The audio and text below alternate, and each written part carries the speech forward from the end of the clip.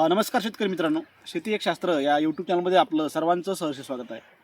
शेतकरी मित्रांनो, महाराष्ट्र शासनाच्या महा-डी-बी-टी पोर्टलच्या माध्यमातून अनेक शेतकऱ्यांना पॉवर टिलर किंवा पॉवर विडर अशा प्रकारे वस्तूंची लागलेली आहे. परंतु नेमका शेतकऱ्यांमध्ये असा संभ्रम निर्माण होतो की मला पॉवर टिलर लागलं, मग मी पॉवर टिलर घेऊ का पॉवर विडर घेऊ. तर पहिल्यांदा एक समजून घ्या, आपल्या ज्या गरजा आहेत त्या गरजेच्या हिशोबाने आपल्याला साधन घ्यायचं आहे. आता आपण जे पॉवर विडर घेतलेलं आहे तर ते पेट्रोल चालित आहे. परंतु बऱ्याच जणांच्या समस्या काय आहे की नेमकं पेट्रोल चालित घ्यावं का डिझेल चालित घ्यावं, त्यानंतर किती HP घ्यावं. तर एक गोष्ट लक्षात ठेवा, ज्या टायमाला आपण बागायतीसाठी घेतो, आपल्याकडे मोसंबी असेल, डाळिंब असेल, पपई असेल, जांब असेल, आंबा असेल, तर आपण जर याच्यामध्ये चालवण्यासाठी घेणार असेल तर मी एक तुम्हाला मोलाचा असा सल्ला देतो की आपण ते फक्त जे आहे तर ते 7 HP पर्यंतच मशीन घ्यायला हवं आहे. म्हणजे जेणेकरून की आपल्याला काय होईल की ह्या झाडामध्ये ज्या टायमाला हे मशीन आहे तर ते झाडाच्या खाली घेता येईल. जर आपण 9 HP किंवा 10 HP किंवा 11 HP जर मशीन जर घेतलं तर या झाडाच्या खाली ते बसणार नाही आणि आपल्याला चालवण्यासाठी अतिशय त्रास होऊ शकतो.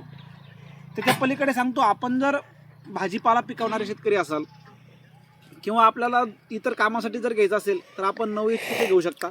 आणि जर आपल्याकडे अद्रक असेल, हळद असेल, यासाठी पिकासाठी जर आपल्याला घ्यायचं असेल तर मी आपल्याला एक मोलाचा सल्ला असं देईल की आपण किसान क्राफ्टसारखे जे मशीन आहे बॅक रोटरीचे, की त्याने मातीसुद्धा लागते, तर अशा प्रकारचं मशीन आपण घेतलं पाहिजे.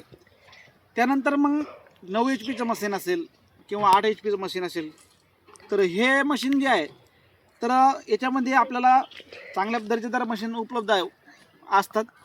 तर बऱ्याच जणांची एक समस्या असते की चेनवर चालणार घ्यायचं की सॉफ्टवर चालणार घ्यायचं.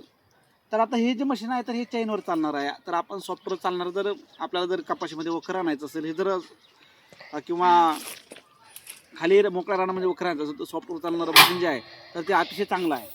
त्याच्यानंतर एक सांगतो शेतकरी मित्रांनो, आता बऱ्याच जणांचं आहे की पेट्रोल चालित घ्यावं का डिझेल चालित घ्यावं. आता एक लक्षात ठेवा, पेट्रोल चालित जे मशीन आहे तर याला जास्त प्रमाणामध्ये पेट्रोल लागतं, डिझेलमध्ये ॲव्हरेज चांगलं निघतं आणि जी ताकद आहे मशीनची ताकद आहे तर ती चांगल्या प्रकारे पोहोचत असते. तर शेतकरी मित्रांनो, ही गोष्ट लक्षात ठेवा, आपण मशीन कोणत्याही घ्या, कोणत्याही कंपनीची घ्या, परंतु कंपनी निवडत असताना आपण आपल्या गरजेच्या हिशोबाने निवडा.